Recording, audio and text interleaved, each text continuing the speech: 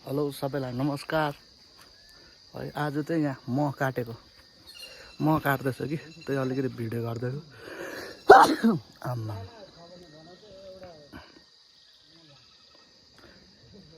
चियापत्ती पनि दामी भएछ यहाँ पनि। त्यो चाहिँ ए मौरी काट्दैछ है।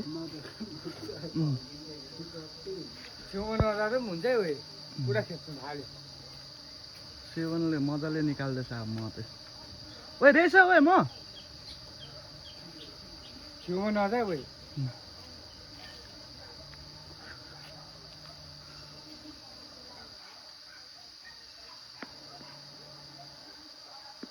एकदमै टोक्यो भने त अनुहार चाहिँ घुसी हानेको जति चाहिँ सुनिन्छ।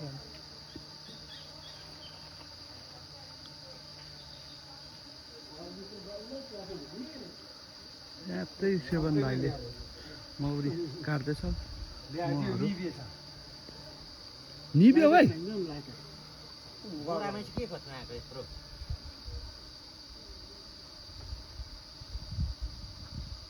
फुपु गर्न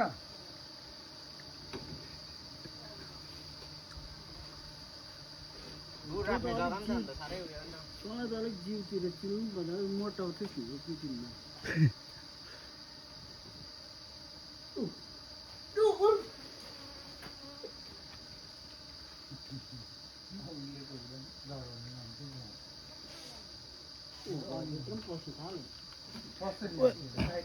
ओए कति रहेछ? 3-4 बोतल हुन्छ? 3-4 बोतल हुन्छ?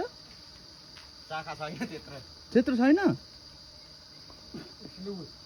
ऊ थाप्ने जानेको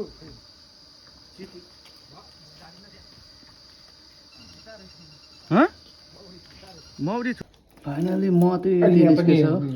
अहिले निस्किसकेको छ। भाडामा कति लगभग 3 बोतल छ होला है? 4 बोतल 5 बोतल मौरीलाई निकाल्यो 5 हुन्छ। ठिकै छ।